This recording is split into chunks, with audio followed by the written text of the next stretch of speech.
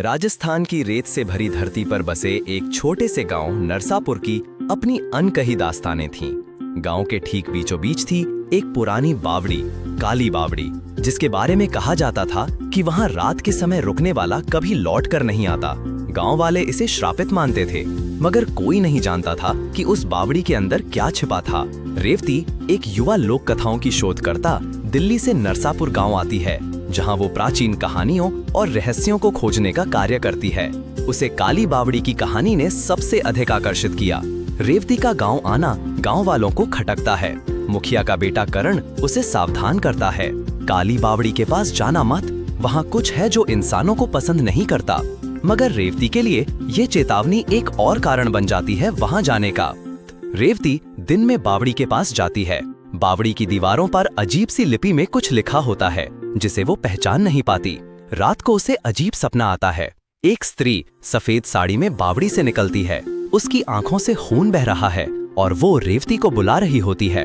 अगले दिन गांव की एक वृद्ध महिला बुआ जसोदा उसे बताती है, वो बावड़ी नहीं, एक कब्र है एक रानी की, जिसे उसी के महल वालों ने मारकर वहां फेंक दिया था। रानी चंद्रलेखा। अब हर पूर्णिमा को वो किसी नए शरीर की तलाश में बाहर आती है। रोमांच बढ़ता है। रेवती बावड़ी के नीचे जाने का फैसला करती है। करण उसे रोकने की कोशिश करता है, लेकिन रेवती अकेले ही रात के समय वहां पहुंचती है। जैसे ही वो रस्सी से उतरती है, एक सुरंग मिलती है, अंधेरे, घुटन और रहस्यमयी शिलालेखों से भरी हुई। नीचे एक बड़ा कक्ष था। वहां एक सिंहासन और उस पर बैठी थी चंद्रलेखा की आत्मा।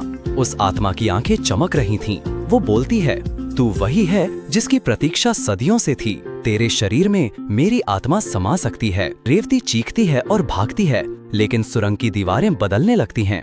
जैसे ही वो बाहर निकलने की कोशिश करती है, उसे अपने ही चारों ओर अतीत की घटनाएं दिखने लगती हैं। राजा का षड्यंत्र, महल की साजिश और रानी की हत्या। रेवती को पता चलता है कि उसका चेहरा रानी चंद्रलेखा से हूबहू मेल खाता है। वो उसी वंश की अंतिम संतान है।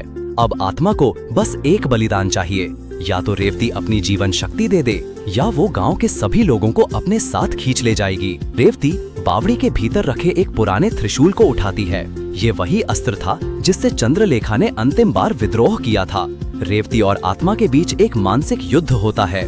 आत्मा उसकी चेतना में उतरने की कोशिश करती है, लेकिन रेवती मंत्रों और अपनी इच्छा शक्ति से उसे रोकती है। आखिरकार रेवती आत्मा को उसी त्रिशूल से चीर देती है और वो बावड़ी के जल में समा जाती है। बावड़ी का जल पहली बार पारदर्शी हो जाता है। गांव में सालों बाद पानी आता है। लोग रेवती को देवी मानने लगते हैं। रेवती गांव छोड़ने से पहले बावड़ी के पास आखिरी बार जाती है। दीवार पर अब नई लिपि उभरती है। हर युग में चंद्रलेखा लौटेगी, जब उसका राज फिर कोई छीनने आएगा।